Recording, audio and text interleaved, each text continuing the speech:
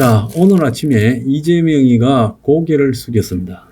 왜 숙였느냐? 지지율 하락에 대해서 국민의 뜻을 겸허히 수용하겠다고 이렇게 말했습니다.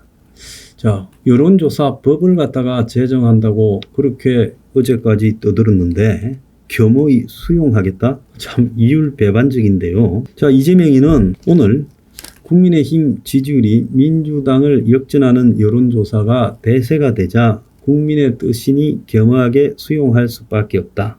이렇게 말하면서 윤통이 체포 구속되고 탄핵 재판이 순조롭게 이루어진다고 보고 국민이 민주당에 대해 더 큰 책임과 역할을 요구하는 것이 이렇게 나타난 걸로 보인다. 더욱더 낮은 자세로 겸허하게 책임감을 갖고 임해야 하는 것이 민주당의 할 일이라 생각된다. 이렇게 말을 했어요. 자, 오늘 아침까지 민주당 내부에서 나오던 소리와 이재명이가 갑자기 이런 말을 하는 것과의 괴리가 제가 좀 이해가 안 되는 겁니다. 한 대 좁 해놓고요, 반쯤 더 죽여야 된다고 해놓고 갑자기 때린 데 대해서 미안하다 이런 거하고 똑같잖아요. 그런데도 이렇게 말해놓고 이제 여기서부터가 중요합니다.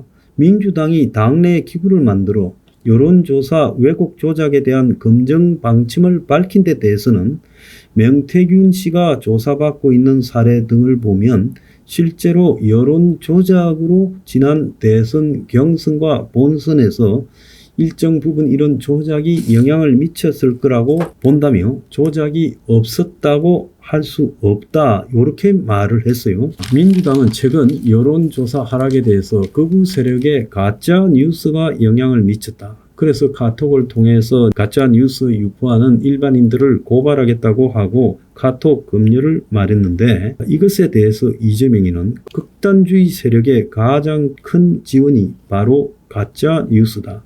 심각한 범죄 행위는 시정돼야 된다면서 이걸 카톡 검열이라고 하는 것은 옳지 않다라고 했어요. 그러니까 지지율이 반전된 부분에 겸허히 수용하겠다란 말은 뒤에 놓은 말에 의해서 전혀 수용이 아니라 오히려 고개 빳빳이 들고 이것은 현실이 아니다. 조작하지 마라. 이러고 있어요. 자, 오늘 조선일보의 일면에 입법부의 위인설법, 법의 권위를 무너뜨렸다라고 말을 하면서 민주당이 어제 여론조사 업체에 대한 관리 통제를 강화하는 법을 발의했다고 밝혔다. 발의하겠다가 아니라 발의했어요. 여론조사 업체에 대한 정기 점검을 의무화하는 내용, 여론조사 실시 기준과 업체 제재를 동시에 강화하는 내용을 담은 일종의 선거법 개정안이라는 거예요. 그러니까 여론조사는 선거법의 영역에 속하니까 그랬겠지요. 그래서 그러면서 민주당은 민심을 호도하는 잘못된 여론조사를 바로잡기 위한 것이다. 이렇게 말을 했어요. 자, 이거는 최근에 민주당의 지지율이 국민의힘한테 완전히 뒤처진 부분에 대한 대응이라고 나오는데요. 조기 대선이 이루어질지 모르는 과정에서 국회 입법권을 활용해서 이재명이에게 유리한 여론조사만 남겨두려고 하는 그런 장난이다라고 문제가 제기되고 있어요. 그래서 여론조사를 관리 통제하는 민주주의 국가 봤습니까? 그럼 지금까지 여론이 저거한테 잘 나올 때는 이런 소리 한 번이라도 했습니까? 그러니까 이런 법을 만들겠다라는 민주당은 입법권을 이재명 개인을 위한 도구로 이용하고 있다는 거예요. 지지율 하락한다고 여론조사 업체를 조사한다라는 발상이 참으로 해괴한 거예요. 자, 잘못된 여론조사는 민주주의의 근간을 흔드는 일이다. 민심이 호도되는 일이 없어야 한다. 이렇게 말했어요. 그러면 계엄 실패 12월 3일부터 12월 26일까지 있었던 여론조사에 대해서 민주당이 한 번도 이런 지적을 한 적이 있어요? 1월 달부터 반전되기 시작하니까 이제 여론조사 회사를 고발하니 점검하니 이런 소리를 하기 시작하고 그리고 선관위 여론조사 심의위원회에 이 내용이 이상하댔는데 여론조사 심의위원회가 이상 없다라고 기각해버리지 않았습니까? 민주당의 압승으로 끝난 지난해 4월의 총선에서 선관위에서 조작을 확인한 사례는 51건으로 2020년 총선의 32건에 비해 2배 가까이로 증가했는데 조사 결과를 왜곡 또는 조작하거나 거짓 성복과 응답을 유도한 것이 대부분이었는데 총선 때 실시한 4,127건의 여론조사 중에서 51건이 적발된 게 다였다는 거예요. 근데 실제로 이거 외에 광범위한 여론조작이 좌파 측에 의해서도 전개되었을 가능성이 크다는 거예요. 민주당이 신처럼 떠받드는 김어준의 여론조사 꽃이 부산 금정구청장 보궐선거에서 지난 10월달이죠. 민주당 후보가 3% 앞섰다고 했는데 실제로는 민주당이 22% 차이로 졌어요. 자, 이때 민주당은 여론조사 꽃에 조사 왜곡을 문제 삼지 않고 가만히 있었어요. 그래서 이제 민주당이 자기들 생각으로는 계엄을 실패했고 그리고 탄핵이 됐고 체포도 되고 구속도 되고 몰아가고 있고 공수처도 경찰도 국수본도 검찰도 다 자기 편인데 우리가 압도적인 차이로 이겨야지. 왜 이런 결과가 나와? 현실 부정하기 시작한 거예요. 그러다가 이제 현실 부정의 결과가 광분으로 나오는 거예요.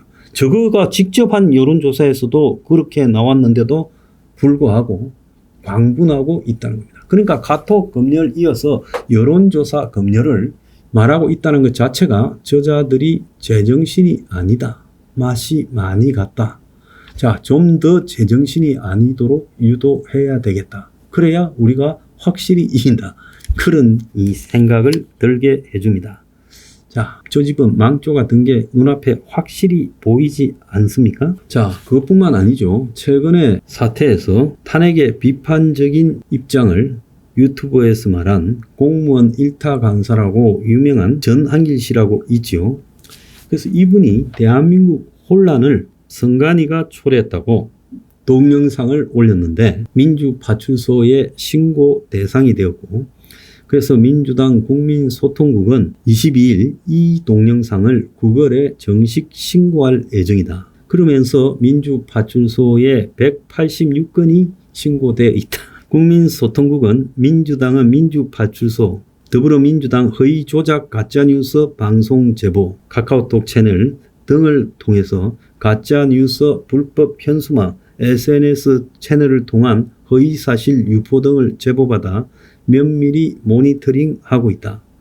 그래서 이런 사태들의 근본적인 해결을 요구할 것이다 라고 말하면서 전환기 씨를 구글에 신고했다는 것. 국민의힘은 어처구니 없는 일이 벌어졌다고 하면서 카톡 계엄령 여론조사 탄압에 이어 한국사 강사까지 입을 틀어 막으려고 하느냐. 동영상의 어떤 부분이 어떻게 잘못됐다라는 설명도 없다. 그래서 전환길 영상에 댓글이 수만 건인데 민주당 지지자 100여 건의 신고를 근거로 입틀막을 하겠다는 거냐. 표현의 자유를 압박하는 것이냐. 이렇게 이제 공격하고 나왔어요. 전환기 씨의 해당 동영상은 242만 건의 조회를 기록했다는 거예요. 그래서 선관위를 겨냥해 국민이 내는 세금으로 운영되는 국가기관이자 공무원인데 감사원의 감사에 반발하고 북한의 사이버 테러 해킹 의혹을 조사하고자 하는 국정원의 조사도 거부한다. 선관위가 이렇게 절대 권력이냐 이런 말을 했다고 합니다. 민주당이 미쳐가고 있습니다.